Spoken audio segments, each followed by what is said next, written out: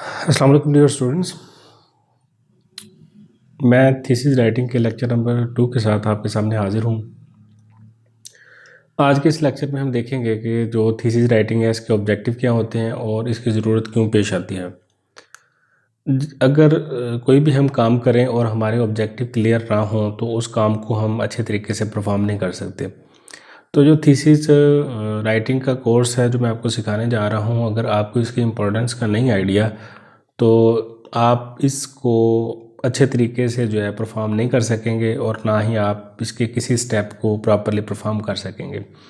तो सबसे पहले हमें पता होना चाहिए कि अगर हम एक काम करने जा रहे हैं तो उस काम के नतीजे में हमें कौन कौन से फ़ायदे हो सकते हैं और ये क्यों ज़रूरी होता है। तो इसके डिफरेंट जो फ़ायदे हैं वो मैंने लिस्ट किए हुए हैं, तो मैं उनको इंडिविजुअली जो है मैं आपको बताता हूँ कि क्या क्या फ़ायदे हैं कि जिनकी वजह से हम थीसिस को राइट अप करते हैं और थीसिस राइट अप करने के एंड पे हमें कौन कौन से ऐसे फ़ायदे हैं कि जो हमें हासिल होंगे। तो थीसिस क्यों लिखा जाता है? सबसे पहला जो इसकी है फ़ायदा या रिक्वायरमेंट वो है एकेडमिक रिक्वायरमेंट कि हमें थीसिस लिखना पड़ता है क्योंकि हमें डिग्री चाहिए। और मैंने आपको थीसिस की डेफिनेशन में बताया था कि थीसिस एक ऐसी रिटन ऐसे है या ऐसा डिसर्टेशन है कि जिसमें आप प्रैक्टिकली कोई चीज़ परफॉर्म करके कोई नोवल चीज़ डिस्कवर करके उसके बारे में जो रिज़ल्ट देते हैं उसको हम थीसिस कहते हैं।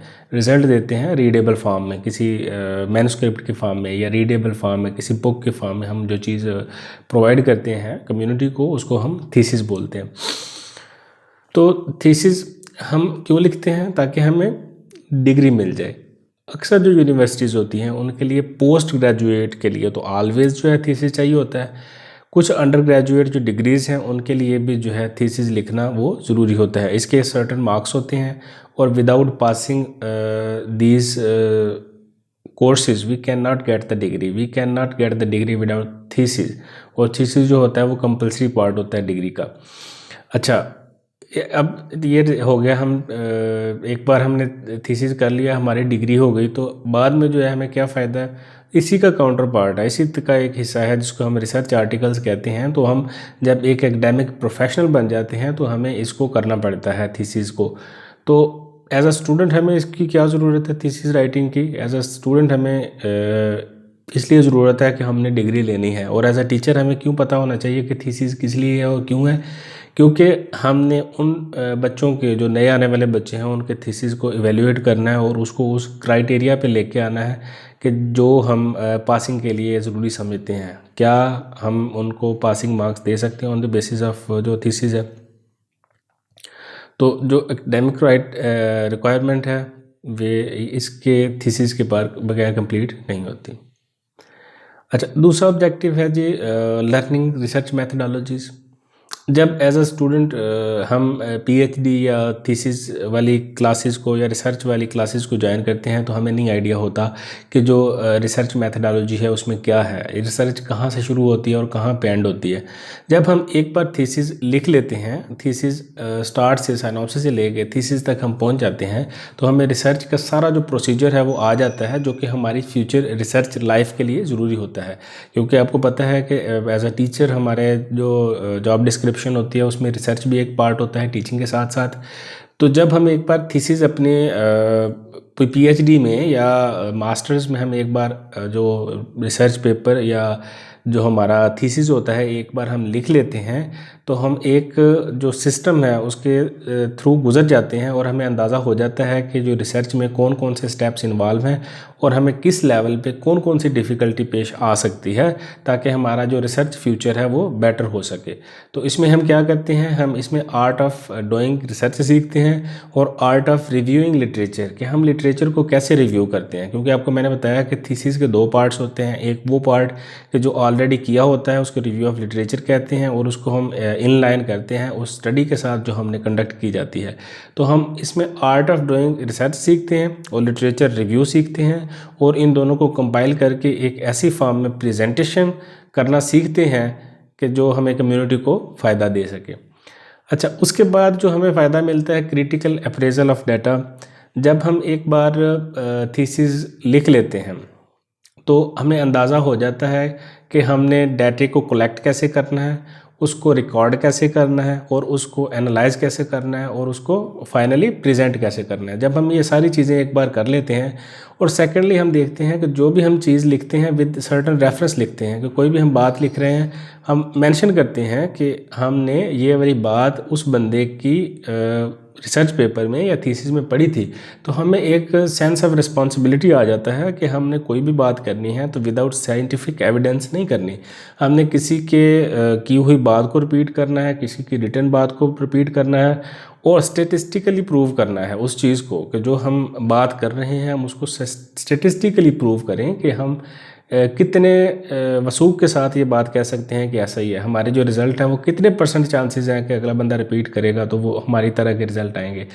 तो हम जो है एक ज़िम्मेदार सिटीज़न बनते हैं और हमें क्रिटिकल अप्रेजल ऑफ डाटा की समझ आ जाती है कि हमने कैसे जो है डाटा को प्रेजेंट करना है और कैसे डाटा को समझना है। इवन कि अगर हमारे पास कोई डाटा आ जाता है तो अगर हमने ख़ुद एक दफ़ा परफॉर्म किया होगा तो हमें अंदाज़ा होगा कि हमने इसको किस तरह इवेलुएट करना है या किस तरह इसमें से कोई पॉजिटिव चीज़ को गेन करना है।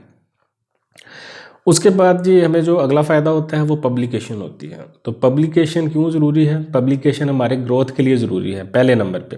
दूसरे नंबर पे पब्लिकेशन ज़रूरी है उस कम्युनिटी को नॉलेज देने के लिए। कैसे?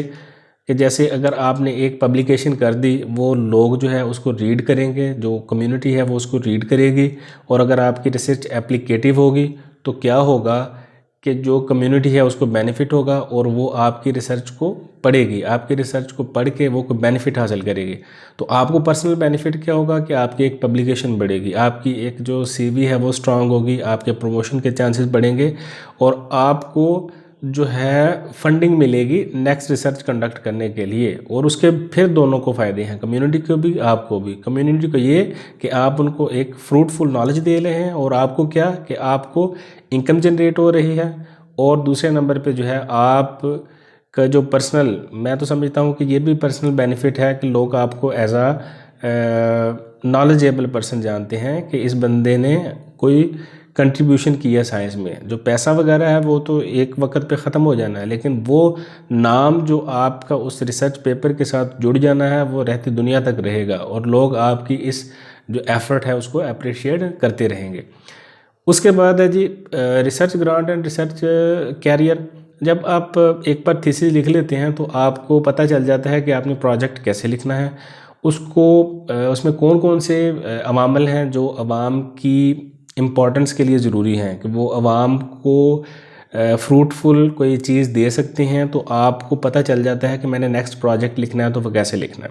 सेकेंडली, जब आप किसी फंडिंग एजेंसी में या किसी कॉन्फ्रेंस वगैरह में जब जाके अपना जो थीसिस होता है उसको प्रेजेंट करते हैं तो उनको पता चलता है कि इस बंदे ने कोई खातिर ख्वाह कम्युनिटी के लिए कोई काम किया है और इस काम को हम बेनिफिट दें और हम इसको नेक्स्ट प्रोजेक्ट के लिए हायर करें कि नेक्स्ट जो प्रोजेक्ट है ये बंदा हमारे लिए कोई साइंटिफिक काम करे और हम इसको फंडिंग देते हैं ताकि ये जो है वो करे। और अगेन इसके वही फ़ायदे हैं कि आप जो है कंटिन्यूसली जो है साइंस को, कंटिन्यूसली कम्युनिटी को कोई ना कोई नॉलेज दे रहे होते हैं। तो मैंने आपको बताया कि जो थीसिस राइटिंग है वो ज़रूरी होता है एकेडमिक रिक्वायरमेंट के लिए, आपकी डिग्री के लिए, आपकी प्रमोशन के लिए, नेक्स्ट जो डिग्री है उसमें जाने के लिए ज़रूरी है। उसके बाद ये थीसिस इसलिए ज़रूरी होता है कि आपको एक बार रिसर्च करना सिखा दी जाए, फ्रॉम साइनॉप्सिस टू लेके जो है उसकी थीसिस की पब्लिकेशन और उसकी प्रेजेंटेशन तक जो है आपको पता चल जाए हर एक स्टेप कि आपने कैसे जो है इसको लेके चलना है और कैसे इसको नेक्स्ट जब आप प्रोजेक्ट लेंगे तो आपने इसको कैसे कंडक्ट करना है। ये सारी चीज़ें इसमें आ जाती हैं। उसके बाद हमारे पास आ जाता है कि हम डाटे को कैसे एनालाइज करने हैं, उसको कैसे प्रेजेंट करने हैं, और अगर हमारे पास कोई डाटा आ जाता है या रिजल्ट आ जाते हैं तो उसको कैसे आपने इवेलुएट करना है या कैसे देखना है, और कैसे देखना है कि ये सिग्निफिकेंटली इन्वॉल्व हैं कि नहीं है।